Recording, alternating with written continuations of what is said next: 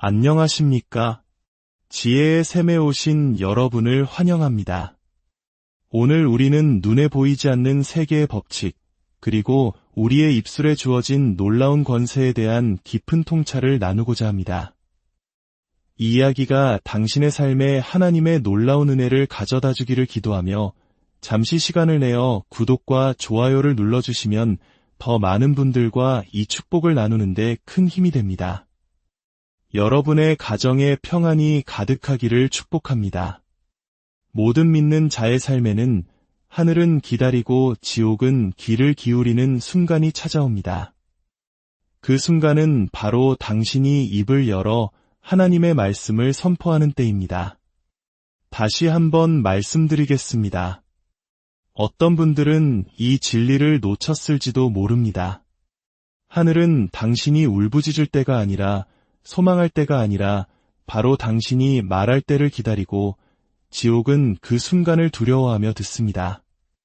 어떤 이들은 하나님께서 우리의 눈물에 감동하여 움직이신다고 생각합니다. 저 또한 눈물을 흘려본 사람입니다. 오해하지 마십시오. 하지만 성경 어디에도 너의 눈물대로 될지어다라고 기록된 곳은 없습니다. 성경은 분명히 말합니다. 너의 믿음대로 될지어다. 그리고 사랑하는 여러분, 믿음은 결코 침묵하지 않습니다. 믿음은 말하는 것입니다. 믿음의 영은 조용한 것이 아닙니다. 수동적인 것도 아니며 주일 아침 예배당에서 예에 바르게 속삭이는 그런 것도 아닙니다. 사도 바울은 고린도후서 4장 13절에서 이렇게 선포했습니다. 기록된 바 내가 믿었음으로 말하였다 한 것 같이 우리가 같은 믿음의 마음을 가졌으니 우리도 믿었음으로 또한 말하노라. 자, 이제 귀를 기울이십시오. 만약 당신이 믿음으로 살기를 원한다면 당신은 믿음을 말하는 법을 배워야 합니다. 믿음을 생각하고 믿음을 느끼는 것만으로는 부족합니다. 당신의 입으로 크고 담대하게, 분명하게, 그리고 끊임없이 선포해야 합니다. 수년 전 저는 창백하고 생명이 꺼져가는 한 젊은이의 병상 곁에 서 있었습니다. 의사들은 이미 보고서를 내밀었습니다. 오늘 밤을 넘기기 어려울 겁니다. 가족들은 절망에 빠져 있었습니다. 하지만 그곳에 서 있는 제게 주님께서 말씀하셨습니다. 그가 말하기 전까지는 끝난 것이 아니다. 주님은 내가 말하기 전까지는이라고 하지 않으셨습니다. 목사가 안수하기 전까지는이라고도 하지 않으셨습니다. 주님은 분명히 그가 말하기 전까지는이라고 하셨습니다. 그 소년의 입이 바로 기적으로 들어가는 관문이었던 것입니다. 그리고 친구여, 당신의 입 또한 그러합니다. 저는 전 세계를 다니며 이 진리를 외쳤고 오늘 다시 한번 선포합니다. 하나님의 능력은 우리의 목소리로 활성화됩니다. 이 말씀을 듣고 당신의 영혼 깊은 곳에 새기시길 바랍니다. 하나님의 말씀은 살아있고 운동력이 있습니다. 그러나 그 말씀은 단지 성경책에 기록되어 있다는 이유만으로 역사하지 않습니다. 그 말씀이 우리의 입을 통해 선포될 때 역사합니다. 어떻게 그것을 아느냐고 물으실지도 모릅니다. 왜냐하면 제가 바로 그 자리에 있었기 때문입니다. 저는 그것을 살아냈습니다. 저는 죽었다가 다시 살아났습니다. 제가 강하다고 느껴서가 아니었습니다. 누군가 저를 위해 크게 기도해 주었기 때문도 아니었습니다. 제 인생의 가장 어두운 순간 모든 것이 멈추고 숨이 멎어가던 바로 그때 제 영혼의 한 음성이 들려왔습니다. 말하라, 그렇지 않으면 죽으리라. 친구여, 이것은 단지 저만의 이야기가 아닙니다. 이것은 바로 당신의 순간이기도 합니다. 어쩌면 병상 위가 아닐 수도 있습니다. 무너져가는 결혼 생활 속에서 방황하는 자녀를 위한 싸움에서 깊은 우울의 한가운데서 혹은 극심한 재정적 가뭄 속에서 당신은 하나님을 기다리고 있는 것이 아닙니다. 바로 하나님께서 당신을 기다리고 계십니다. 그러니 지금 당장 속삭이지 말고 큰 소리로 저를 따라 선포하십시오. 내가 말할 때 하늘이 움직인다. 내가 말할 때 지옥은 도망간다. 내가 하나님의 말씀을 선포할 때 그 말씀은 역사한다. 나의 목소리는 나의 무기이며 나의 입은 기적의 문이다. 이 진리를 굳게 붙잡으십시오. 지금부터 제가 나눌 이야기는 단순한 설교가 아닙니다. 이것은 부활의 지침서입니다. 이야기의 주인공은 이사야라는 이름의 17살 소년입니다. 그는 텍사스 동부의 평원, 지도에서도 찾기 힘든 먼지 나는 작은 마을에 살았습니다. 그는 본래 조용한 성격이었습니다. 말이 많지 않았죠. 교회에서도 가장 목소리가 크지 않았고 학교에서도 가장 대담한 학생이 아니었습니다. 하지만 그 소년의 마음 깊은 곳에는 무언가가 심겨 있었습니다. 그의 어머니는 기도의 여인이었습니다. 대학 교육을 받지도 벽에 걸린 학위도 없었지만 그녀의 침대 머리맡에는 닳고 달아해질대로 해진 성경책이 한 권 있었습니다. 그 성경이 그녀의 삶을 붙들어 주었기 때문입니다. 이사야가 어릴 때부터 매일 밤 그녀는 아들을 눕히고 그의 머리맡에서 하나님의 말씀을 선포했습니다. 그냥 좋은 말이 아니었습니다. 성경 구절, 언약의 말씀, 치유의 말씀이었습니다. 그가 너를 장수하게 함으로 너를 만족하게 하며 나의 구원을 내게 보이리로다. 그가 채찍에 맞음으로 너희는 나음을 얻었나니 내가 죽지 않고 살아서 여호와께서 하시는 일을 선포하리로다. 어린 이사야는 그때 그 말씀의 의미를 깊이 생각하지 않았습니다. 그저 어머니의 신앙생활의 일부라고만 여겼죠. 하지만 똑똑히 들으십시오. 당신이 빛 가운데 있을 때 무시했던 그 말씀이 당신이 어둠 속에 있을 때 붙잡게 될 유일한 동아줄이 될 것입니다. 그리고 이사야는 곧 그 어떤 인간도 그를 건져낼 수 없는 깊은 어둠 속으로 걸어 들어가게 되었습니다. 그는 100만 분의 1 확률로 발병하는 희귀 심장병을 안고 태어났습니다. 의사들은 그가 유년기를 넘기지 못할 것이라고 말했습니다. 하지만 그는 계속 살아남았습니다. 수술이나 약 때문이 아니었습니다. 어머니가 선포한 하나님의 말씀이 그 소년을 붙들고 있었기 때문입니다. 어머니가 선포한 모든 구절은 마치 영적인 비계처럼 보이지 않는 은혜의 기둥 위에서 그를 지탱하고 있었습니다. 시간이 흘러 이사야는 17살이 되었습니다. 키는 더 컸지만 몸은 더 야위어갔고 무언가 잘못되고 있었습니다. 어지럼증이 잦아지고 숨이 가빠졌습니다. 밤에는 심장이 격렬하게 뛰어 잠을 이루지 못했습니다. 그러던 어느 날 저녁 식사 기도를 마친 직후 이사야는 손에 들고 있던 포크를 떨어뜨리고는 숨을 헐떡이며 쓰러졌습니다. 구급차가 도착하고 그는 지역 병원으로 급히 이송되었습니다. 응급실 문이 닫히는 순간 이사야는 더 이상 작은 마을의 한 소년이 아니었습니다. 그는 죽음과 생명, 침묵과 고백 사이에서 벌어지는 영적 전쟁의 중심이 되었습니다. 1시간 후 의사들이 고개를 저으며 나왔습니다. 그의 어머니는 성경책을 꽉 붙잡은 채 시편 91편을 계속해서 속삭이고 있었습니다. 의사는 말했습니다. 저희가 할 수 있는 모든 것을 다하고 있습니다만 마음의 준비를 하셔야 할 것 같습니다. 오늘 밤을 넘기기 어려울 수 있습니다. 세상이 당신을 포기하는 것과 당신 스스로를 포기하는 것은 전혀 다른 문제입니다. 그러나 이사야에게는 싸울 힘도 말할 목소리도 남아있지 않았습니다. 그의 몸은 기능을 멈췄고 기계들이 그의 심장 박동을 유지하고 있었습니다. 맥박은 거에 잡히지 않았습니다. 그 거룩하고도 두려운 침묵 속에서 무언가 꿈틀거리기 시작했습니다. 하늘은 당신의 육체가 움직일 때까지 기다리지 않습니다. 하늘은 당신의 영이 말할 때까지 기다립니다. 그리고 또 다른 존재들도 그를 지켜보고 있었습니다.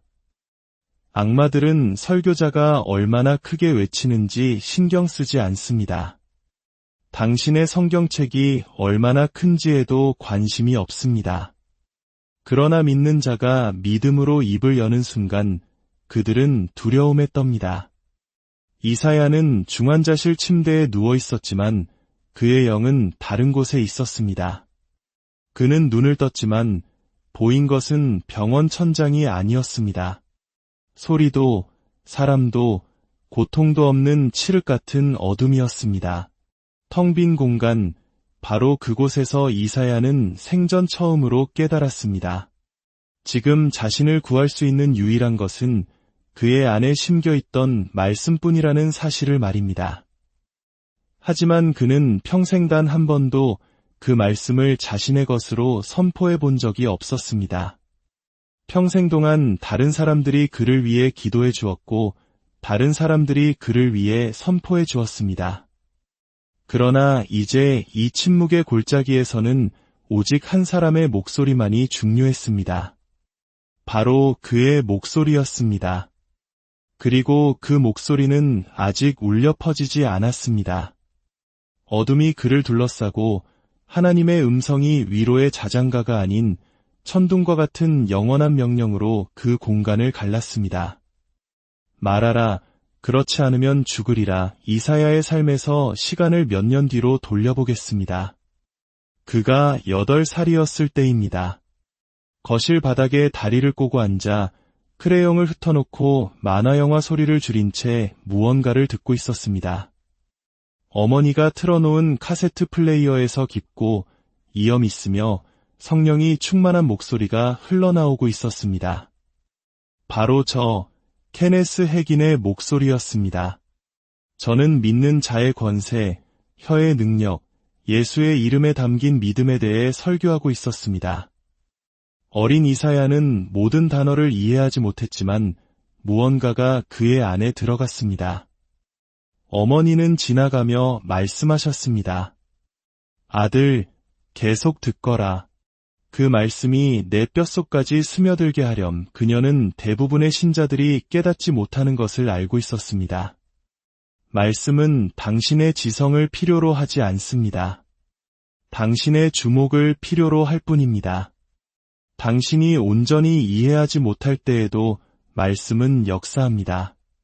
밤이 되어 이사야가 침대에 누우면 어머니는 언제나 성경을 손에 들고 아침대 가장자리에 앉아 말했습니다. 아들아, 눈을 감기 전에 이걸 따라 하렴. 내가 죽지 않고 살아서 여호와께서 하시는 일을 선포하리로다. 소녀는 잠결에 그 말씀을 따라 했습니다. 어머니는 다시 속삭였습니다. 한 번 더 그는 중얼거렸습니다. 내가 죽지 않고 살아서. 어머니는 미소 지으며 말했습니다. 그래, 바로 그거야. 그게 내 유업이란다.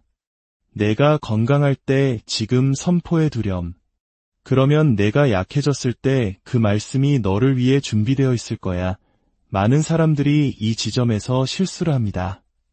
압박이 닥쳐오고 끔찍한 진단이 내려지고 공황이 밀려올 때까지 기다립니다.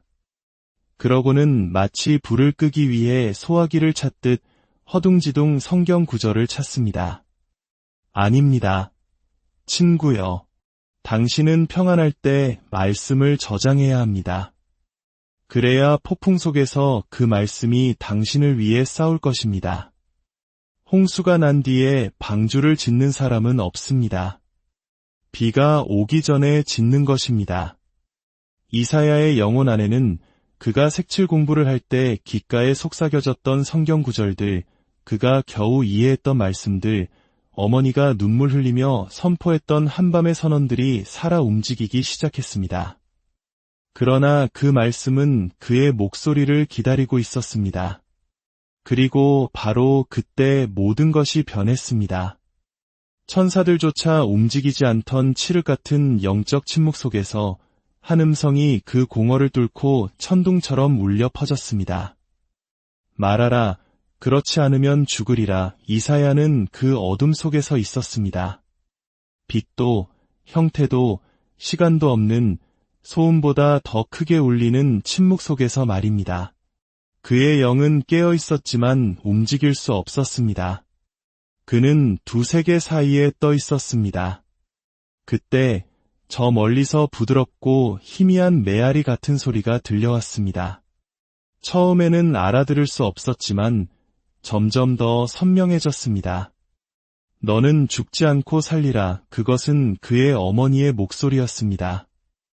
그가 8살 때처럼 시편 118편 17절을 암송하고 있었습니다. 현실 세계에서 어머니의 목소리는 미약했지만 영의 세계에서는 천둥과 같았습니다. 그리고 또 다른 음성이 들렸습니다. 침착하고 단호하며 영원한 남자의 목소리였습니다. 말하라, 그렇지 않으면 죽으리라. 그 목소리는 위협이나 형벌이 아니었습니다. 그것은 법칙이었습니다. 그리고 법칙은 소리칠 필요가 없습니다. 그저 존재할 뿐입니다. 여러분, 이 점을 이해해야 합니다. 하나님께서는 이미 모든 것을 예비하셨습니다. 치유는 이미 값을 치르고 구매되었습니다. 예수님께서 다시 죽으실 필요도, 다시 일어나실 필요도 없습니다. 모든 것은 다 이루었다고 선포되었습니다. 그러나 그 부활과 승리에 접근하는 열쇠는 바로 이사야의 입에 달려 있었습니다. 그는 말을 하려고 애썼습니다. 영 안에서 입을 열었지만 아무 소리도 나오지 않았습니다. 두려움이 그를 사로잡았습니다. 너는 너무 약해. 어차피 죽게 될 거야. 원수는 그의 과거의 기억과 죄책감, 수치심을 가지고 달려들었습니다. 너는 한 번도 진심으로 믿은 적이 없어. 넌 의롭지 않아. 악마는 언제나 이런 식으로 역사합니다. 두려움으로 당신의 혀를 공격하여 당신을 자유롭게 할 진리를 말하지 못하게 만듭니다. 하지만 이사야는 무언가를 기억해냈습니다. 어릴 적것을 바닥에서 들었던 카세트 테이프의 한 구절. 당신의 고백이 당신의 소유가 된다. 그 순간 그의 영안의 감정이 아닌 진리가 솟아오르며 따스함이 퍼져나갔습니다. 그리고 그는 무언가를 보았습니다. 어둠의 가장자리, 장막 너머에 서 있는 한 형체. 처음에는 희미했지만 권위로 빛나고 눈은 번개 같았으나 기름처럼 부드러웠습니다. 천사였습니다. 움직이지도 말하지도 않고 그저 서서 기다리고 있었습니다. 똑똑히 들으십시오. 천사들은 당신이 하늘의 뜻과 동의하기 전까지 움직이지 않습니다. 그들은 당신의 두려움에 반응하도록 보내진 존재가 아닙니다. 당신의 믿음에 반응합니다. 히브리서 1장 14절은 말합니다. 모든 천사들은 섬기는 영으로서 구원받을 상속자들을 위하여 섬기라고 보내심이 아니냐. 그 천사는 무장하고 있었고 칼은 칼집에 있었지만 뽑을 준비가 되어 있었습니다. 이사야가 말을 하려고 애쓰는 순간 그 천사는 몸을 앞으로 기울였습니다. 하지만 행동하지는 않았습니다. 하늘은 당신의 통치권을 침해할 수 없기 때문입니다. 당신의 입이 당신의 기적을 승인하는 것입니다. 이사야는 깊은 곳에서 느꼈습니다. 바로 지금이다. 이것이 나의 순간이다. 아무도 나를 대신해 말해줄 수 없다. 어머니도, 목사님도, 심지어 예수님도. 왜냐하면 예수님은 이미 그분의 역할을 다하셨기 때문이다. 말씀은 이미 보내졌습니다. 이제 그 말씀을 받은 자가 그것을 풀어놓을 차례였습니다. 이사야의 입술이 떨리고 그의 영이 흔들렸습니다. 천사는 미동도 없이 서 있었고 그 음성이 마지막으로 한 번 더 천둥처럼 울려 퍼졌습니다. 말하라, 그렇지 않으면 죽으리라. 그 순간 압박의 중심에서 이사야는 영의 영역에서 간신히 들릴 듯 말 듯 속삭였습니다. 나는 믿습니다. 아무 일도 일어나지 않았습니다. 천사는 여전히 서 있었고 어둠은 그대로였습니다. 믿음은 단지 믿는 것이 아니기 때문입니다. 믿음은 말하는 것입니다. 그는 영의 눈을 감았습니다. 그리고 어릴 적 들었던 카세트 플레이어의 목소리, 침대에 앉아 계시던 어머니의 모습, 교회에서 그의 손을 잡아주시던 할머니의 모습을 떠올렸습니다. 그리고 그 어둠 속에서 그는 로마서 10장 10절 말씀을 기억해냈습니다. 사람이 마음으로 믿어 의에 이르고 입으로 시인하여 구원에 이르느니라. 갑자기 무언가가 깨졌습니다. 그의 영이 댐처럼 터져나왔고 그는 선포했습니다. 내가 죽지 않고 살아서 여호와께서 하시는 일을 선포하리로다. 할렐루야. 그는 다시 한번, 이번에는 더 크게 육신의 입이 아닌 그의 영으로 선포했습니다. 내가 죽지 않고 살아서. 그가 그렇게 했을 때 모든 것이 변했습니다. 천사가 칼을 뽑아 높이 쳐들었습니다. 거센 바람 같은 소리가 침묵을 찢었습니다. 어둠은 유리처럼 산산조각 났고 순수하고 살아있는 빛이 그곳을 가득 채웠습니다. 죽음의 문턱에 있던 한 소년이 말씀을 기억하고 그것을 선포했기 때문입니다. 그는 자신이 느낀 것을 말하지 않았습니다. 자신이 본 것을 말하지 않았습니다. 그는 기록된 것을 말했습니다. 예수님께서는 기록되었으되라고 말씀하셨습니다. 이사야는 그의 인생 가장 어두운 순간에 하늘이 기다리고 있던 접근권을 허락했습니다. 비명이나 의식이 아니라 단 한 구절의 말씀으로 말입니다. 하나의 구절, 하나의 목소리, 하나의 승리. 이 말씀을 듣고 있는 여러분 중에도 지금 자신만의 골짜기에 있는 분들이 있을 것입니다. 원수가 당신의 집을 둘러싸고 의사들은 이미 결론을 내렸을지 모릅니다. 그러나 하나님은 그들의 말이 아닌 당신의 말을 기다리고 계십니다. 바로 지금 이 순간 당신은 이사야가 말했던 것을 말할 수 있습니다. 예수님께서 이미 사신 것을 활성화시킬 수 있습니다. 천사가 들고 있는 것을 풀어놓을 수 있습니다. 당신이 해야 할 일은 단 하나, 말하는 것입니다. 이사야가 그 한 구절을 선포하는 순간 모든 것이 움직였습니다. 미동도 않던 천사는 칼을 들었습니다. 더 이상 허락이 필요 없었습니다. 말씀이 선포되었고 법적인 거래는 완료되었습니다. 당신이 말씀을 선포할 때 당신은 하늘의 본래 의도를 활성화시키는 것입니다. 당신이 약속을 고백할 때 당신은 지상의 입술을 신성한 능력에 연결하는 것입니다. 저를 따라 하십시오. 나의 말은 하나님의 완성된 사역에 접근하는 통로다. 나의 고백은 나를 부활의 능력에 연결시킨다. 이사야의 영이 솟아오르기 시작했습니다. 압박이 깨지고 어둠이 산산조각 나고 장막이 찢어졌습니다.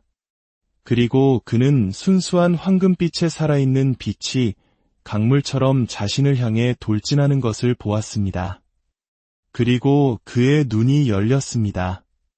영의 세계가 아닌 현실 세계에서 희미하고 소독약 냄새가 나는 병실이 갑자기 모니터의 경고음으로 가득 찼습니다. 간호사 한 명이 차트를 떨어뜨렸고 의사는 걸음을 멈췄습니다. 그의 어머니는 숨을 헐떡이며 침대 곁으로 달려왔습니다. 이사야, 이사야. 그는 눈을 깜빡이고 미소 지으며 천사들이 귀 기울일 만큼 희미한 속삭임으로 말했습니다. 엄마, 내가 말했어요. 내가 선포했어요. 어머니는 슬픔이 아닌 기쁨의 눈물을, 승리의 눈물을 흘리기 시작했습니다. 그녀는 자신의 아들이 기계나 약이나 우연이 아닌 고백으로 돌아왔다는 것을 알았기 때문입니다. 할렐루야. 오늘 밤 이것을 들으십시오. 치유는 당신의 몸에서 시작되지 않습니다. 당신의 입에서 시작됩니다. 승리는 목소리로 시작됩니다. 부활은 선포를 따릅니다. 의사들은 아무런 설명을 내놓지 못했습니다. 생체 신호가 완전히 사라졌었습니다. 뇌 손상이나 심장 외상의 흔적이 전혀 없습니다. 마치 그냥 돌아온 것 같습니다. 하지만 우리는 더 잘합니다. 우리는 무슨 일이 일어났는지 압니다. 로마서 8장 2절, 이는 그리스도 예수 안에 있는 생명의 성령의 법이 죄와 사망의 법에서 너를 해방하였음이라. 이사야의 고백이 그 법과 일치하는 순간 생명이 돌아온 것입니다. 그러니 지금 진심을 다해 선포하십시오. 나는 생명을 말한다. 나는 치유를 말한다. 나는 승리를 말한다. 나는 죽지 않고 살 것이다. 그가 채찍에 맞음으로 나는 나음을 입었다. 아멘. 이사야는 단지 치유된 것이 아니었습니다. 그는 활성화되었습니다. 고백으로 죽음에서 일어난 후, 죽음을 정면으로 마주하고 말씀으로 이겨낸 후에는 더 이상 조용히 있을 수 없기 때문입니다. 이사야는 그 병원에서 걸어 나오며 대부분의 신자들이 아직도 깨닫지 못하는 계시를 얻었습니다. 그는 당신의 성경책에 있는 말씀은 당신의 입에 담기기 전까지는 힘이 없다는 것을 배웠습니다. 예수님께서는 마가복음 11장 23절에서 말씀하셨습니다. 누구든지 이 산더러 들리어 바다에 던져지라 하며 그 말하는 것이 이루어질 줄 믿고 마음에 의심하지 아니하면 그대로 되리라. 보십시오. 말하라는 단어는 3번, 믿으라는 단어는 1번 나옵니다. 이것은 우연이 아닙니다. 왜냐하면 산은 당신이 조용히 믿을 때 움직이는 것이 아니라 당신이 담대하게 말할 때 움직이기 때문입니다.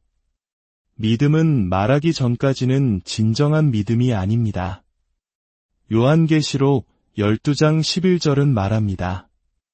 또 우리 형제들이 어린 양의 피와 자기들이 증언하는 말씀으로써 그를 이겼으니 당신에게는 2가지 무기가 있습니다.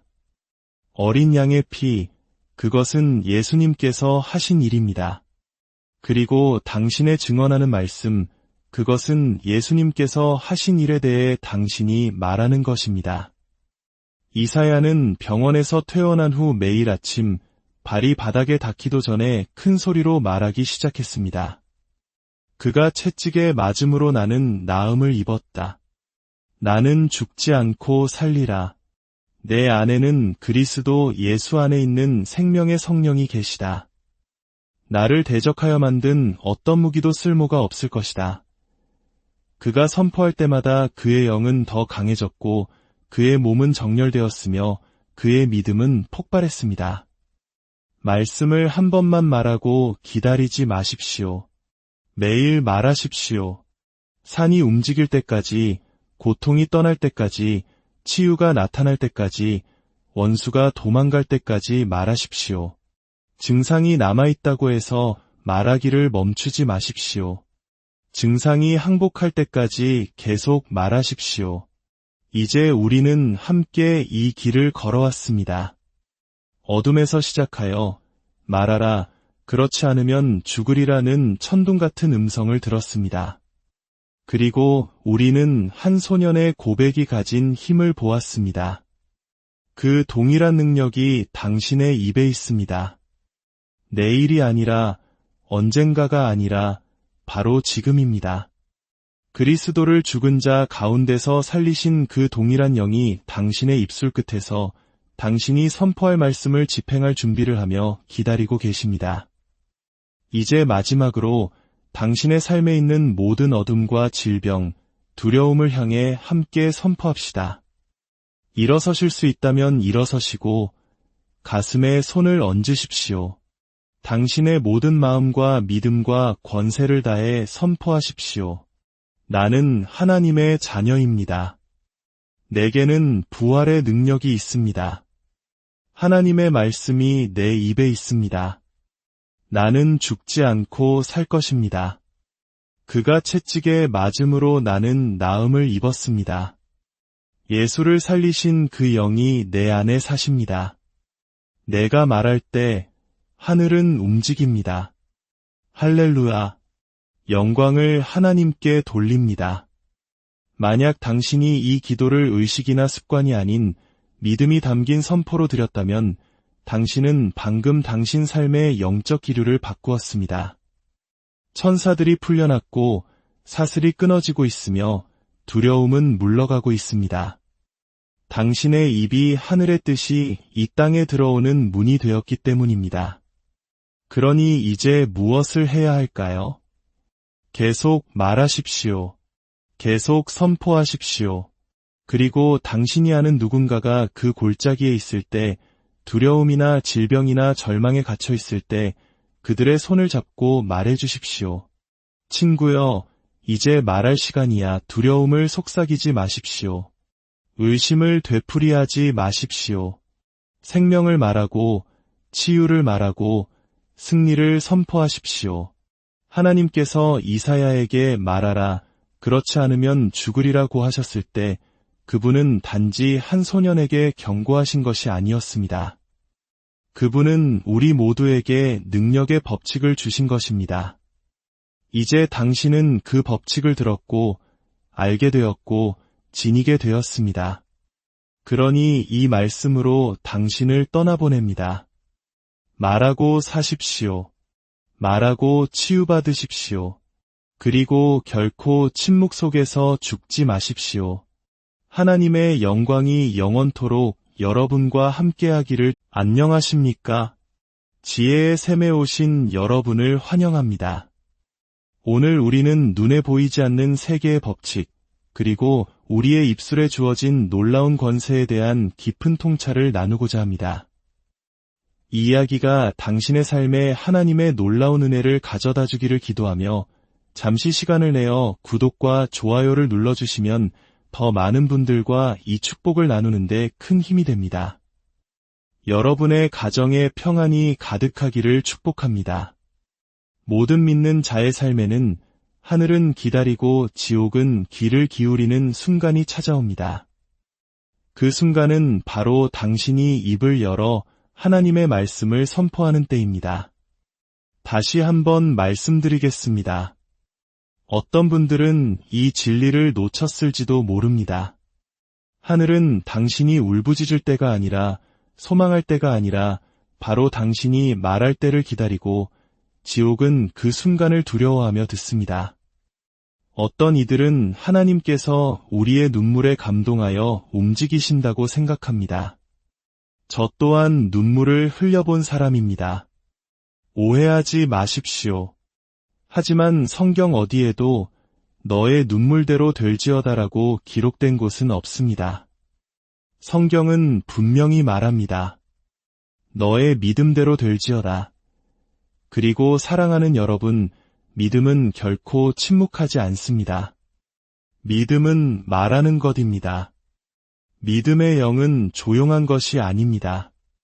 수동적인 것도 아니며 주일 아침 예배당에서 예에 바르게 속삭이는 그런 것도 아닙니다. 사도 바울은 고린도후서 4장 13절에서 이렇게 선포했습니다. 기록된 바 내가 믿었음으로 말하였다 한 것 같이 우리가 같은 믿음의 마음을 가졌으니 우리도 믿었음으로 또한 말하노라. 자, 이제 귀를 기울이십시오. 만약 당신이 믿음으로 살기를 원한다면 당신은 믿음을 말하는 법을 배워야 합니다. 믿음을 생각하고 믿음을 느끼는 것만으로는 부족합니다.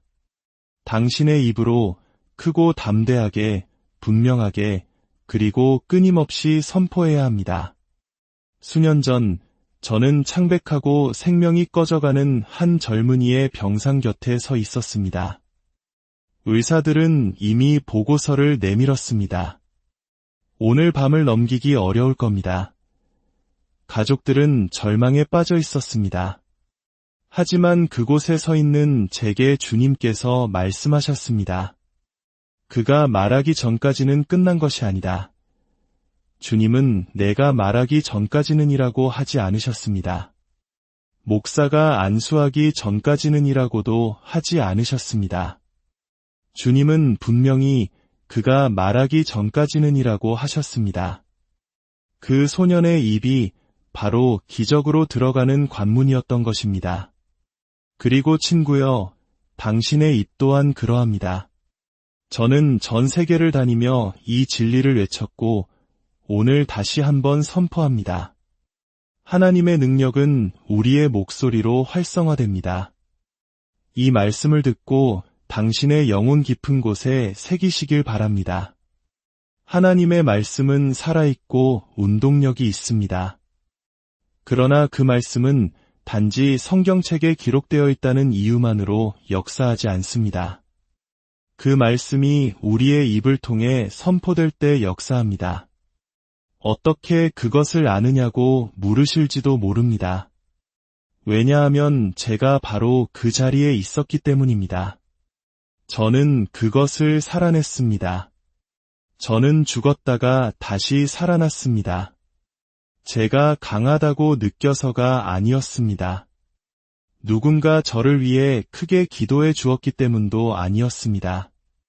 제 인생의 가장 어두운 순간 모든 것이 멈추고 숨이 멎어가던 바로 그때 제 영혼의 한 음성이 들려왔습니다.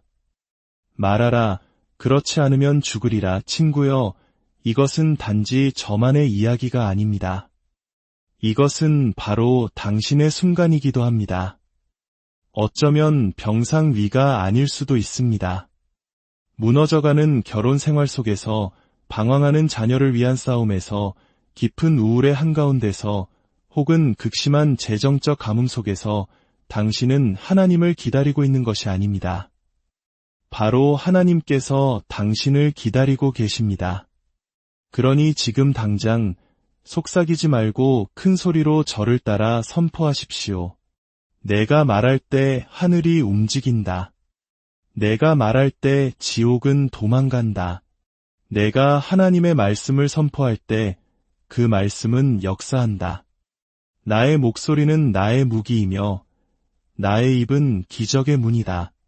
이 진리를 굳게 붙잡으십시오. 지금부터 제가 나눌 이야기는 단순한 설교가 아닙니다. 이것은 부활의 지침서입니다. 이야기의 주인공은 이사야라는 이름의 17살 소년입니다.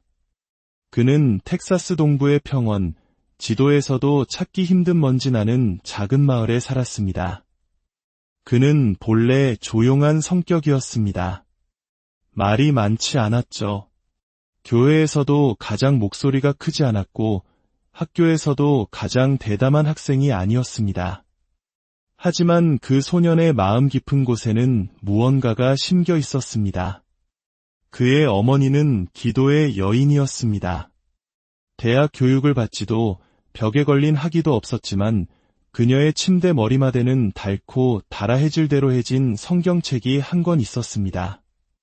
그 성경이 그녀의 삶을 붙들어 주었기 때문입니다.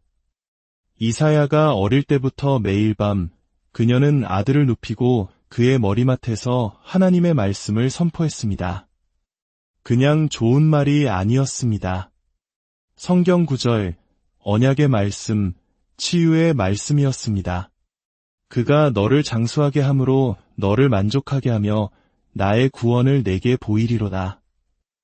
그가 채찍에 맞음으로 너희는 나음을 얻었나니 내가 죽지 않고 살아서 여호와께서 하시는 일을 선포하리로다. 어린 이사야는 그때 그 말씀의 의미를 깊이 생각하지 않았습니다. 그저 어머니의 신앙생활의 일부라고만 여겼죠. 하지만 똑똑히 들으십시오. 당신이 빛 가운데 있을 때 무시했던 그 말씀이 당신이 어둠 속에 있을 때 붙잡게 될 유일한 동아줄이 될 것입니다. 그리고 이사야는 곧 그 어떤 인간도 그를 건져낼 수 없는 깊은 어둠 속으로 걸어 들어가게 되었습니다. 그는 100만 분의 1 확률로 발병하는 희귀 심장병을 안고 태어났습니다. 의사들은 그가 유년기를 넘기지 못할 것이라고 말했습니다. 하지만 그는 계속 살아남았습니다. 수술이나 약 때문이 아니었습니다.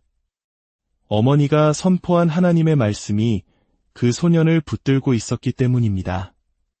어머니가 선포한 모든 구절은 마치 영적인 비계처럼 보이지 않는 은혜의 기둥 위에서 그를 지탱하고 있었습니다. 시간이 흘러 이사야는 17살이 되었습니다. 키는 더 컸지만 몸은 더 야위어갔고 무언가 잘못되고 있었습니다. 어지럼증이 잦아지고 숨이 가빠졌습니다. 밤에는 심장이 격렬하게 뛰어 잠을 이루지 못했습니다. 그러던 어느 날 저녁 식사 기도를 마친 직후 이사야는 손에 들고 있던 포크를 떨어뜨리고는 숨을 헐떡이며 쓰러졌습니다. 구급차가 도착하고 그는 지역 병원으로 급히 이송되었습니다. 응급실 문이 닫히는 순간 이사야는 더 이상 작은 마을의 한 소년이 아니었습니다. 그는 죽음과 생명, 침묵과 고백 사이에서 벌어지는 영적 전쟁의 중심이 되었습니다. 1시간 후 의사들이 고개를 저으며 나왔습니다. 그의 어머니는 성경책을 꽉 붙잡은 채 시편 91편을 계속해서 속삭이고 있었습니다. 의사는 말했습니다. 저희가 할 수 있는 모든 것을 다하고 있습니다만 마음의 준비를 하셔야 할 것 같습니다. 오늘 밤을 넘기기 어려울 수 있습니다. 세상이 당신을 포기하는 것과 당신 스스로를 포기하는 것은 전혀 다른 문제입니다. 그러나 이사야에게는 싸울 힘도 말할 목소리도 남아있지 않았습니다. 그의 몸은 기능을 멈췄고 기계들이 그의 심장 박동을 유지하고 있었습니다. 맥박은 거에 잡히지 않았습니다. 그 거룩하고도 두려운 침묵 속에서 무언가 꿈틀거리기 시작했습니다. 하늘은 당신의 육체가 움직일 때까지 기다리지 않습니다. 하늘은 당신의 영이 말할 때까지 기다립니다. 그리고 또 다른 존재들도 그를 지켜보고 있었습니다. 악마들은 설교자가 얼마나 크게 외치는지 신경 쓰지 않습니다. 당신의 성경책이 얼마나 큰지에도 관심이 없습니다. 그러나 믿는 자가 믿음으로 입을 여는 순간 그들은 두려움에 떱니다. 이사야는 중환자실 침대에 누워 있었지만 그의 영은 다른 곳에 있었습니다. 그는 눈을 떴지만 보인 것은 병원 천장이 아니었습니다. 소리도 사람도 고통도 없는 칠흑 같은 어둠이었습니다. 텅 빈 공간, 바로 그곳에서 이사야는 생전 처음으로 깨달았습니다. 지금 자신을 구할 수 있는 유일한 것은 그의 안에 심겨있던 말씀뿐이라는 사실을 말입니다. 하지만 그는 평생 단 한 번도 그 말씀을 자신의 것으로 선포해 본 적이 없었습니다.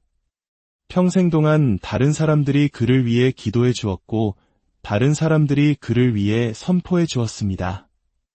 그러나 이제 이 침묵의 골짜기에서는 오직 한 사람의 목소리만이 중요했습니다. 바로 그의 목소리였습니다. 그리고 그 목소리는 아직 울려 퍼지지 않았습니다. 어둠이 그를 둘러싸고 하나님의 음성이 위로의 자장가가 아닌 천둥과 같은 영원한 명령으로 그 공간을 갈랐습니다. 말하라, 그렇지 않으면 죽으리라. 이사야의 삶에서 시간을 몇 년 뒤로 돌려보겠습니다. 그가 8살이었을 때입니다. 거실 바닥에 다리를 꼬고 앉아 크레용을 흩어놓고 만화영화 소리를 줄인 채 무언가를 듣고 있었습니다. 어머니가 틀어놓은 카세트 플레이어에서 깊고 이염 있으며 성령이 충만한 목소리가 흘러나오고 있었습니다. 바로 저 케네스 해긴의 목소리였습니다. 저는 믿는 자의 권세, 혀의 능력, 예수의 이름에 담긴 믿음에 대해 설교하고 있었습니다. 어린 이사야는 모든 단어를 이해하지 못했지만 무언가가 그의 안에 들어갔습니다. 어머니는 지나가며 말씀하셨습니다. 아들, 계속 듣거라. 그 말씀이 내 뼛속까지 스며들게 하렴. 그녀는 대부분의 신자들이 깨닫지 못하는 것을 알고 있었습니다. 말씀은 당신의 지성을 필요로 하지 않습니다. 당신의 주목을 필요로 할 뿐입니다. 당신이 온전히 이해하지 못할 때에도 말씀은 역사합니다. 밤이 되어 이사야가 침대에 누우면 어머니는 언제나 성경을 손에 들고 침대 가장자리에 앉아 말했습니다. 아들아, 눈을 감기 전에 이걸 따라 하렴. 내가 죽지 않고 살아서 여호와께서 하시는 일을 선포하리로다. 소녀는 잠결에 그 말씀을 따라 했습니다. 어머니는 다시 속삭였습니다. 한 번 더 그는 중얼거렸습니다. 내가 죽지 않고 살아서. 어머니는 미소 지으며 말했습니다. 그래, 바로 그거야. 그게 내 유업이란다. 내가 건강할 때 지금 선포해 두렴. 그러면 내가 약해졌을 때 그 말씀이 너를 위해 준비되어 있을 거야. 많은 사람들이 이 지점에서 실수를 합니다. 압박이 닥쳐오고 끔찍한 진단이 내려지고 공황이 밀려올 때까지 기다립니다. 그러고는 마치 불을 끄기 위해 소화기를 찾듯 허둥지둥 성경 구절을 찾습니다. 아닙니다. 친구여. 당신은 평안할 때 말씀을 저장해야 합니다. 그래야 폭풍 속에서 그 말씀이 당신을 위해 싸울 것입니다. 홍수가 난 뒤에 방주를 짓는 사람은 없습니다. 비가 오기 전에 짓는 것입니다. 이사야의 영혼 안에는 그가 색칠 공부를 할 때 귓가에 속삭여졌던 성경 구절들, 그가 겨우 이해했던 말씀들, 어머니가 눈물 흘리며 선포했던 한밤의 선언들이 살아 움직이기 시작했습니다. 그러나 그 말씀은 그의 목소리를 기다리고 있었습니다. 그리고 바로 그때 모든 것이 변했습니다. 천사들조차 움직이지 않던 칠흑 같은 영적 침묵 속에서 한 음성이 그 공허를 뚫고 천둥처럼 울려 퍼졌습니다. 말하라, 그렇지 않으면 죽으리라. 이사야는 그 어둠 속에서 있었습니다. 빛도, 형태도, 시간도 없는 소음보다 더 크게 울리는 침묵 속에서 말입니다. 그의 영은 깨어 있었지만 움직일 수 없었습니다. 그는 두 세계 사이에 떠 있었습니다. 그때 저 멀리서 부드럽고 희미한 메아리 같은 소리가 들려왔습니다. 처음에는 알아들을 수 없었지만 점점 더 선명해졌습니다. 너는 죽지 않고 살리라. 그것은 그의 어머니의 목소리였습니다. 그가 8살 때처럼 시편 118편 17절을 암송하고 있었습니다. 현실 세계에서 어머니의 목소리는 미약했지만 영의 세계에서는 천둥과 같았습니다. 그리고 또 다른 음성이 들렸습니다. 침착하고 단호하며 영원한 남자의 목소리였습니다. 말하라, 그렇지 않으면 죽으리라. 그 목소리는 위협이나 형벌이 아니었습니다. 그것은 법칙이었습니다. 그리고 법칙은 소리칠 필요가 없습니다. 그저 존재할 뿐입니다. 여러분, 이 점을 이해해야 합니다. 하나님께서는 이미 모든 것을 예비하셨습니다. 치유는 이미 값을 치르고 구매되었습니다. 예수님께서 다시 죽으실 필요도, 다시 일어나실 필요도 없습니다. 모든 것은 다 이루었다고 선포되었습니다. 그러나 그 부활과 승리에 접근하는 열쇠는 바로 이사야의 입에 달려 있었습니다. 그는 말을 하려고 애썼습니다. 영 안에서 입을 열었지만 아무 소리도 나오지 않았습니다. 두려움이 그를 사로잡았습니다. 너는 너무 약해. 어차피 죽게 될 거야. 원수는 그의 과거의 기억과 죄책감, 수치심을 가지고 달려들었습니다. 너는 한 번도 진심으로 믿은 적이 없어. 넌 의롭지 않아. 악마는 언제나 이런 식으로 역사합니다. 두려움으로 당신의 혀를 공격하여 당신을 자유롭게 할 진리를 말하지 못하게 만듭니다. 하지만 이사야는 무언가를 기억해냈습니다. 어릴 적것을 바닥에서 들었던 카세트 테이프의 한 구절. 당신의 고백이 당신의 소유가 된다. 그 순간 그의 영안의 감정이 아닌 진리가 솟아오르며 따스함이 퍼져나갔습니다. 그리고 그는 무언가를 보았습니다. 어둠의 가장자리, 장막 너머에 서 있는 한 형체. 처음에는 희미했지만 권위로 빛나고 눈은 번개 같았으나 기름처럼 부드러웠습니다. 천사였습니다. 움직이지도 말하지도 않고 그저 서서 기다리고 있었습니다. 똑똑히 들으십시오.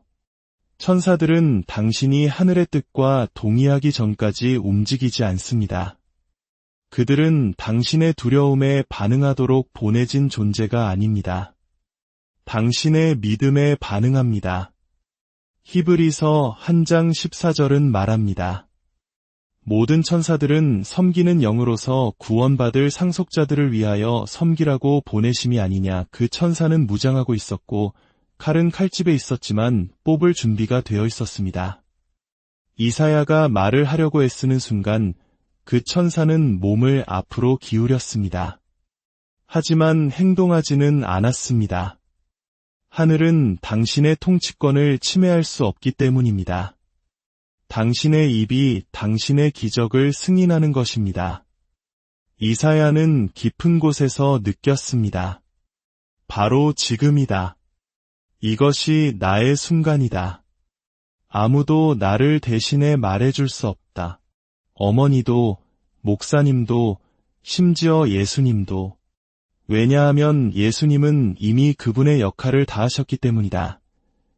말씀은 이미 보내졌습니다. 이제 그 말씀을 받은 자가 그것을 풀어놓을 차례였습니다. 이사야의 입술이 떨리고 그의 영이 흔들렸습니다. 천사는 미동도 없이 서 있었고 그 음성이 마지막으로 한 번 더 천둥처럼 울려 퍼졌습니다. 말하라, 그렇지 않으면 죽으리라. 그 순간 압박의 중심에서 이사야는 영의 영역에서 간신히 들릴 듯 말 듯 속삭였습니다. 나는 믿습니다. 아무 일도 일어나지 않았습니다. 천사는 여전히 서 있었고 어둠은 그대로였습니다. 믿음은 단지 믿는 것이 아니기 때문입니다. 믿음은 말하는 것입니다.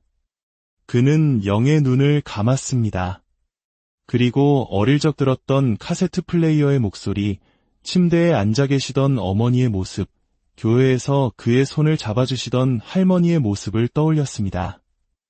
그리고 그 어둠 속에서 그는 로마서 10장 10절 말씀을 기억해냈습니다. 사람이 마음으로 믿어 의에 이르고 입으로 시인하여 구원에 이르느니라. 갑자기 무언가가 깨졌습니다. 그의 영이 댐처럼 터져나왔고 그는 선포했습니다. 내가 죽지 않고 살아서 여호와께서 하시는 일을 선포하리로다. 할렐루야. 그는 다시 한번, 이번에는 더 크게 육신의 입이 아닌 그의 영으로 선포했습니다. 내가 죽지 않고 살아서. 그가 그렇게 했을 때 모든 것이 변했습니다. 천사가 칼을 뽑아 높이 쳐들었습니다. 거센 바람 같은 소리가 침묵을 찢었습니다. 어둠은 유리처럼 산산조각 났고 순수하고 살아있는 빛이 그곳을 가득 채웠습니다. 죽음의 문턱에 있던 한 소년이 말씀을 기억하고 그것을 선포했기 때문입니다. 그는 자신이 느낀 것을 말하지 않았습니다. 자신이 본 것을 말하지 않았습니다. 그는 기록된 것을 말했습니다. 예수님께서는 기록되었으되라고 말씀하셨습니다. 이사야는 그의 인생 가장 어두운 순간에 하늘이 기다리고 있던 접근권을 허락했습니다. 비명이나 의식이 아니라 단 한 구절의 말씀으로 말입니다. 하나의 구절, 하나의 목소리, 하나의 승리. 이 말씀을 듣고 있는 여러분 중에도 지금 자신만의 골짜기에 있는 분들이 있을 것입니다. 원수가 당신의 집을 둘러싸고 의사들은 이미 결론을 내렸을지 모릅니다. 그러나 하나님은 그들의 말이 아닌 당신의 말을 기다리고 계십니다. 바로 지금 이 순간 당신은 이사야가 말했던 것을 말할 수 있습니다. 예수님께서 이미 사신 것을 활성화시킬 수 있습니다. 천사가 들고 있는 것을 풀어놓을 수 있습니다. 당신이 해야 할 일은 단 하나, 말하는 것입니다. 이사야가 그 한 구절을 선포하는 순간 모든 것이 움직였습니다. 미동도 않던 천사는 칼을 들었습니다. 더 이상 허락이 필요 없었습니다. 말씀이 선포되었고 법적인 거래는 완료되었습니다. 당신이 말씀을 선포할 때 당신은 하늘의 본래 의도를 활성화시키는 것입니다. 당신이 약속을 고백할 때 당신은 지상의 입술을 신성한 능력에 연결하는 것입니다. 저를 따라 하십시오. 나의 말은 하나님의 완성된 사역에 접근하는 통로다. 나의 고백은 나를 부활의 능력에 연결시킨다. 이사야의 영이 솟아오르기 시작했습니다.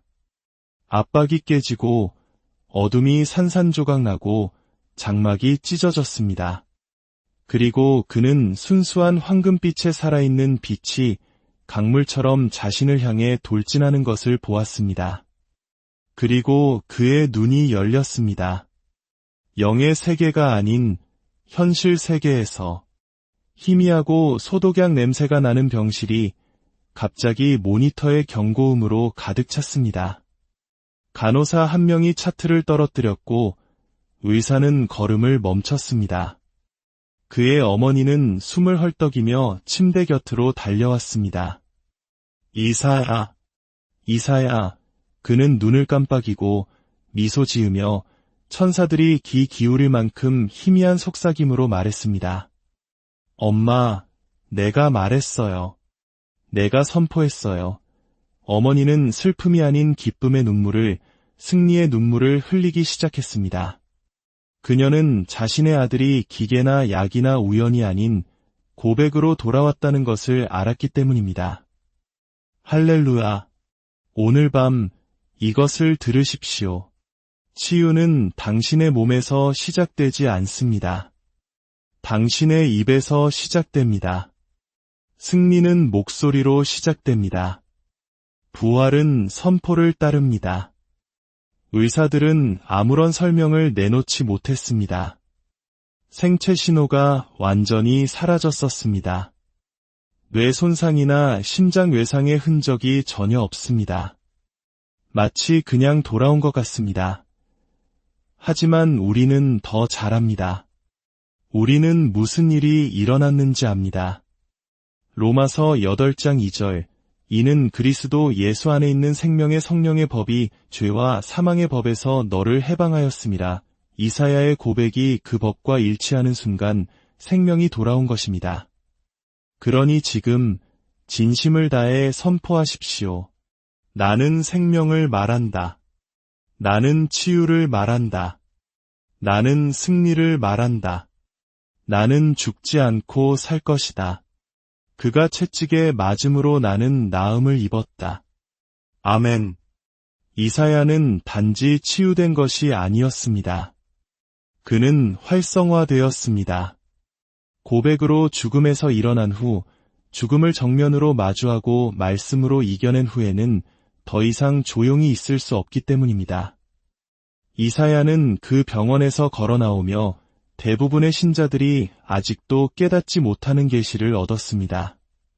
그는 당신의 성경책에 있는 말씀은 당신의 입에 담기기 전까지는 힘이 없다는 것을 배웠습니다.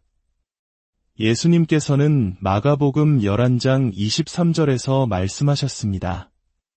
누구든지 이 산더러 들리어 바다에 던져지라 하며 그 말하는 것이 이루어질 줄 믿고 마음에 의심하지 아니하면 그대로 되리라. 보십시오. 말하라는 단어는 3번, 믿으라는 단어는 1번 나옵니다. 이것은 우연이 아닙니다. 왜냐하면 산은 당신이 조용히 믿을 때 움직이는 것이 아니라 당신이 담대하게 말할 때 움직이기 때문입니다. 믿음은 말하기 전까지는 진정한